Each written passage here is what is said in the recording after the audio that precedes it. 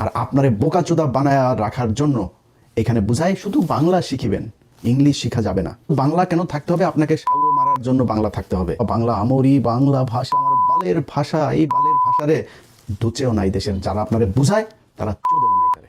কেমনে জানেন? আসসালামু আলাইকুম। আমরা 2 দিন ধরে বাংলাদেশে কিছু ভাষাপ্রেমী কিছু লোকজনকে দেখছি, বাংলা ভাষাপ্রেমী যারা বাংলা ছাড়া আর কোনো কিছু বুঝে না, বাংলার জন্য তারা জীবন দিয়ে দিতে চায়। প্রায় 30 লাখ মানুষ জীবন দিয়েছিল, 2 লাখ মা বোন এই ভাষার জন্য জীবন দিয়েছিল। শুনেন বক্তব্য।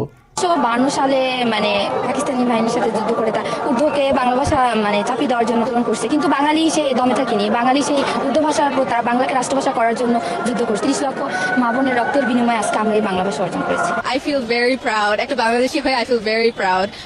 আমরা একমাত্র দেশ যে হচ্ছে ল্যাঙ্গুয়েজের জন্য আমরা আমাদের জীবন দিয়েছি, and it's so proud. দেখেন ইতিহাসের বিকৃতি কাকে বলে। 30 লাখ মা বোনকে বাংলাদেশের এই পাকিস্তানি মিলিটারি রেপ করেছে, 30 লাখকে মেরেছে আর 2 লাখকে রেপ করেছে। এই যে এক গাঁজাখুরি, এই যে এক কথা বলে বাংলাদেশের সাথে পাকিস্তানের এই সম্পর্কটাকে জীবনে কোনোদিন যেন ঠিক না হইতে পারে। প্রতিটা ঘটনায় 16ই ডিসেম্বর, 26শে মার্চ, 21শে ফেব্রুয়ারি যখনই এগুলো আসে নতুন করে এই ভাঙা ঢোল এগুলো বাজাইতে থাকে যে পাকিস্তান আমাদের এগুলো। আরে Pakistan military don't fuck you. Pakistani military খাচ্চর মাচ্চর এগুলো করে না। পাকিস্তানের সুন্দরী মহিলা আছে।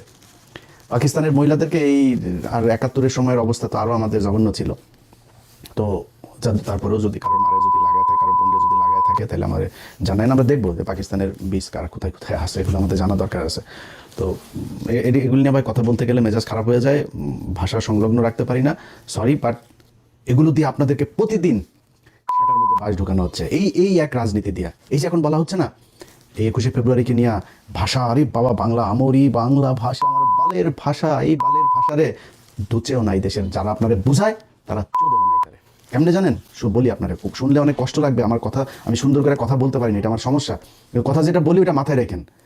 এই যে যেই এমপি মন্ত্রী যেই বাঞ্চদের আপনারা এগুলি শিখায়, এই যে ভাষা, একজন টকশোতে এক বিজ্ঞ এক মাদারি বলছে যে বাংলার সাথে যে ইংলিশ মিক্স আপ করে কথা বলা এটা পুরোপুরি করতে হবে। হাসিনা একবার করেছিল, বিলবোর্ড, টেলিভিশনে নিউজ, তারপরে আদালতে, বিভিন্ন জায়গায় কোথাও ইংলিশ ব্যবহার, শুধু বাংলা থাকতে হবে। শুধু বাংলা কেন থাকতে হবে? আপনাকে সাউ মারার জন্য বাংলা থাকতে হবে। এর আগে ব্রিটিশরা যখন একবার ছিল তখন এরকম আমাদের এখানকার কিছু আলেম টালেম ছিল, এরা করেছিল ইংরেজি শিখলেই আপনি কাফের হয়ে যাবেন, এগুলো বলা হয়তো। এগুলো বলে আমাদেরকে দমায় রাখা হয়েছে। আজকে যেই ব্যক্তিরা আপনাকে বুঝায় যে বাংলার সাথে সাথে ইংলিশ শিখতে পারবেন না, সেই রাজনীতিবিদ একজনের ছেলে মেয়ে 14 গোষ্ঠীর কেউ বাংলা মিডিয়ামে পড়াশোনাই করে না।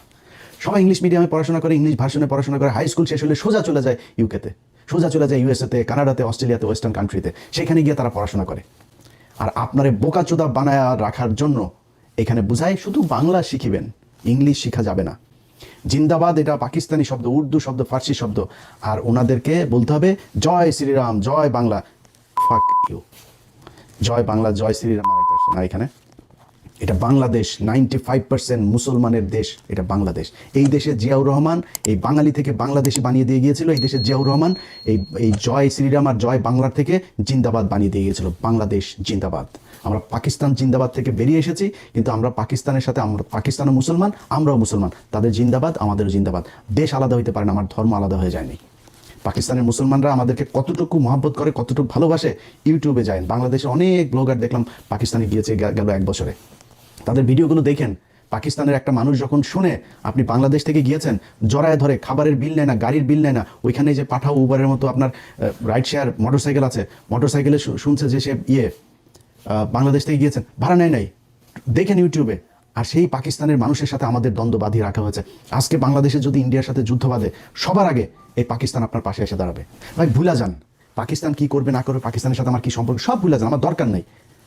কিন্তু আপনি পাকিস্তানের সাথে এই সম্পর্কের এই যে কৃত্রিমভাবে তৈরি করে এটার মাধ্যমে যখন আপনি ভারতের সাথে সম্পর্ক ভালো করার জন্য চেষ্টা চালাবেন, তখন আপনার এই দেশকে সারা জীবন, আপনার মৃত্যু পর্যন্ত এটাই গোলামী রাজ্য হিসেবে আপনি করে। আজকে আজাদি শুনলেও তাদের কষ্ট লাগে।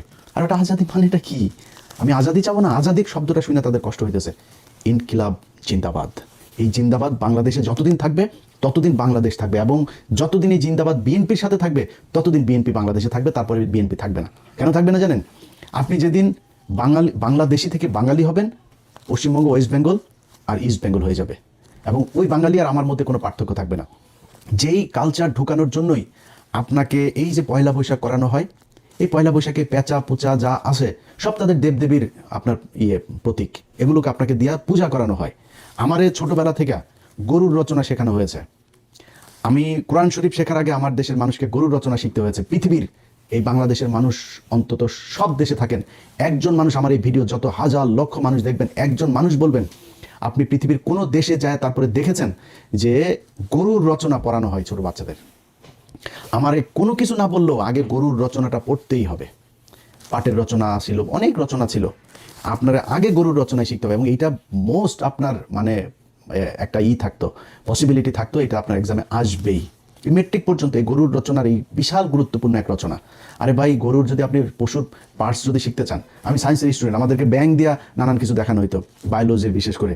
তো আপনি যদি মানে যদি ওই কারণে পশুর সায়েন্সের কারণে যদি পশু হিতা ব্যাঙ শিখেন, ব্যাঙের অঙ্গ প্রত্যঙ্গ কী কোথায়, তো গরু কোত্থেকে আসলো, এইটা আপনার মাথায় নিতে হবে যে আমাদেরকে সূক্ষ্মভাবে এইভাবে এই পূজা করানোর জন্য এগুলো করা হয়েছে। এবং বিএনপি যদি মনে করে আজকে তারা এই যে জামাত আওয়ামী লীগের বিভিন্ন জায়গায় অফিস টফিস খুলে দিচ্ছে, তারা যদি মনে করে জামাতের চাইতে বেটার অপোজিশন হচ্ছে কি আওয়ামী লীগ, তারা তাদেরকে নিয়ে আসতে পারে। এবং এইভাবেই যদি বিএনপি নিজেদেরকে বাংলাদেশি থেকে বাঙালি, জিন্দাবাদ থেকে জয় বাংলায় নিয়ে যাইতে চায়, তাইলে বাংলাদেশে বিএনপি বলে কোনো দল দরকার হবে না। মানে একই জায়গার মধ্যে আপনি দুইটা একই same product, same quality, same দাম, দুইটা দোকান যদি থাকে, তো কেউ দুই দোকানে যাবে নাকি? একটাতেই যাবে। আমার একটা আছে, ওইটাতে যাওয়া দরকার, নতুন একটা দোকান দরকার কি? আওয়ামী লীগ তো জয় বাংলার জন্য আছে, আওয়ামী লীগ জয় শ্রীরামের জন্য আছে, আওয়ামী লীগ এই বাঙালির জন্য আছে, আপনার দরকার নাই তো। এখন আপনি যদি মনে করেন এখন একটু পজিশন ভালো না, আপনি মনে করছেন এই চারিদিকে সব আপনার প্রশাসন, আপনার মিডিয়া, আপনার ইন্ডিয়া, আপনার সব হামারা, এটা যে মনে করেন না, এই দিন থাকবে না আপনার। আপনি সময় দেন, ইন্ডিয়া কখনোই তার সবচেয়ে বেস্ট চয়েস হচ্ছে আওয়ামী লীগ, আপনি সেকেন্ড চয়েস। বিএনপি বাংলাদেশে ইন্ডিয়ার জন্য সেকেন্ড চয়েস, তারা ফার্স্ট চয়েস রেখে কখনোই সেকেন্ড চয়েস আসবে না। সো তারা 2 দিন পরে সামনে নির্বাচনে যখন আপনি আওয়ামী লীগকে রাজনীতি করার সুযোগ দিবেন, জামাত ইসলামের এই পলিসিও মাথায় আছে, তারা যদি পরিস্থিতি খুব খারাপ দেয় তারা রাজনীতি করবে না। আমি এটা জামাতের মানে কেন্দ্রীয় কোনো পলিসি না, আমি জামাতের কেউ না, যেহেতু আমি তাদের কোনো একজনের সাথে কথা হচ্ছিল, মানে উনি বলছিলেন যে ভাই আমাদের বেশি চাপাচাপি করলে আমরা পলিটিক্স বাদ দিয়ে দেবো, আমাদের মানুষ তৈরি করা দরকার, আমরা মানুষ তৈরি করবো, 10 বছর 20 বছর 25 বছর পরে দেখা যাবে কি হয়। যদি সরে যায় আপনি আওয়ামী লীগকে নিয়ে রাজনীতি করবেন, আপনি মনে করছেন যে ও আমরা তো এখন উপরে আছি, আওয়ামী লীগ আমাদের পিছনে এসে চামচার মতো ঘুরবে। শোনেন ভাই, সরাসরি একটা কথা বলি, একটা এলাকায় 2 শ্রেণীর বাটপার আছে, একটা দুর্নীতিবাজ বাটপার, এই চোর সেচোর আছে দুইটা, একটা আওয়ামী লীগের আর একটা বিএনপির চোর সেচোর বাটপার, এগুলো সব এত মানে দুর্নীতি করে চুরি করেই তাদের চলার ইচ্ছা, এই জন্যই তারা রাজনীতি করে না, রাগ ঢাক রাখার কিছু নাই। কিন্তু তাদের টার্গেট হলো কি, তারা খুব ভদ্রভাবে থাকে, একটু ভদ্র কিসিমের, অসহায় কিসিমের এই চোর বাটপারগুলি হলো বিএনপি করে। আর আওয়ামী লীগেরগুলো হলো দুর্ধর্ষ, তারা খুব ক্রুয়েল হয়, খুব হিংস্র হয়, এই টাইপের চোর বাটপারগুলো আওয়ামী লীগ করে। আপনি তারে প্যারালালি চলতে দিবেন আর আপনার পিছনে সে চলবে, এই ক্ষমতা আপনারও নাই, এই মিডিয়াও সেদিন থাকবে না আপনার পক্ষে, এই ইন্ডিয়াও থাকবে না, প্রশাসনও থাকবে না। সো খুব কেয়ারফুলি আপনাকে আওয়ামী লীগকে হ্যান্ডেল করতে হবে। এখন এই কারণে বললাম যে যেদিন বিএনপি জিন্দাবাদ থেকে বের হয়ে যেতে চাবে, যেদিন বাঙালি হয়ে যেতে চাবে, সেদিন বাংলাদেশে বিএনপির আর দরকার হবে না, ওই দিন মানুষ আওয়ামী লীগই বেটার হবে। না, আওয়ামী লীগ সেটা কেমনে করতে হবে এটা খুব ভালো করে জানে, পোড়ায়া জ্বালায়া কি করা লাগে সব কিছু জানে তারা। সো ভাই, যেই জন্য এত কিছু বললাম, যে এই যে 71-এর ভাষা আন্দোলন আর এই যে 71-এর মুক্তিযুদ্ধ আর 21-এর ভাষা আন্দোলন, এগুলো আপনার মাথার মধ্যে এত মিথ্যা, এত ইতিহাস বিকৃত করে আপনাকে ঢুকানো হয়েছে। এটা ঢুকায় পাকিস্তানের সাথে বিরোধ তৈরি করা আর ভারতের সাথে বন্ধুত্ব তৈরি করে তারপর আপনাকে সেটা মারার জন্য এগুলো করা হয়। অতএব এই যে এখন নতুন সরকার এসে, হাফিজ ভাই একজন মুক্তিযোদ্ধা, হাফিজ ভাইয়ের কাছে অনুরোধ থাকবে, আমরা জানতে চাই যে কতজন মানুষ আসলে পাকিস্তান আমলে এই সেই যুদ্ধের সময় রেপ হয়েছিল, কতজন মারা গিয়েছিল, কতজন মুক্তিযোদ্ধা ছিল, কতজন রাজাকার ছিল, রাজাকার কারা ছিল, 14ই ডিসেম্বর কারা এই মানুষগুলোকে মেরেছে, বাংলাদেশ স্বাধীন হওয়ার পরে 30শে জানুয়ারি 1972 জহির রায়হানকে কারা গুম করেছিল, এগুলো আমরা জানতে চাই। এটা জানলে বুঝে যাবেন যে এই বাংলাদেশের সাথে পাকিস্তানের সাথে পূর্ব পাকিস্তান আর পশ্চিম পাকিস্তান দুইটার সাথে এই গ্যাঞ্জাম বাঁধানোর জন্য ভারত কি কি চাল চেলেছিল খুব ভালো করে। আর এই যে আপনার মানুষজন ইতিহাস এগুলো বলে না যায় না, শুই না ভাই, আপনার কাছে অনুরোধ একটু শুই নেন, নিজের প্রশ্ন করেন যে যদি অনেকে বলে যে 30,000 মানুষ বা 3 লাখ মানুষ মারা গিয়েছিল, ভাই 3 লাখ মানুষ যদি মারা যায় থাকে, তারপরে আপনার গ্রামে অন্তত 5 জন মানুষ মারা যাওয়ার কথা। আপনি আমার দেন তো 3 লাখ মানুষ কোথায় পাকিস্তানিরা মেরেছে, কোন বাংলাদেশিকে পাকিস্তানি, কোন মুসলমানকে পাকিস্তানি মিলিটারি মেরেছে, একটাও দেখাইতে পারবেন না।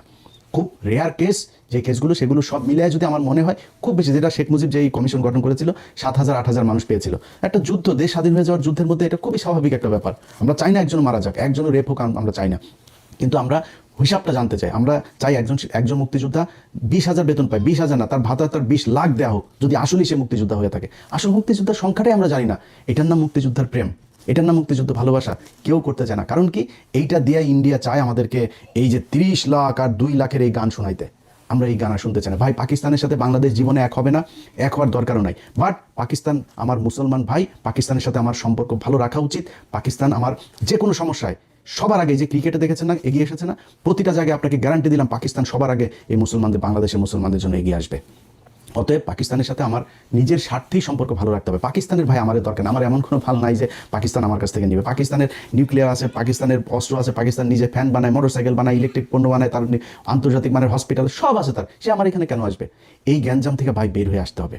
আসলে যদি এই পাম শুনতে না চান, পাম শুনে যদি চেতনা দেখান কোনো সমস্যা, চেতনা দেখায় না খায় মরবি, না চিকিৎসা পায় মরবি। যারা তোদের চেতনা দেয়, এই পলিটিশিয়ান কারোর ছেলে মেয়ের দেশেও থাকে না, দেশে পড়াশোনা করে না, ওরা দেশে চিকিৎসাও নেয় না, ওরা বাংলা মিডিয়ামেও পড়ে না। কোনো সরকারি এই স্কুলে যায় বাংলাদেশের এই এমপি মন্ত্রী ছেলে মেয়েরা পড়াশোনা করেন, এরা সব বিদেশে পড়ে, ইংলিশ মিডিয়াম, ইংলিশ ভাষণ এখানে পড়াশোনা করে। আপনাকে বোকাচুদা বানায় রেখে দিয়েছে।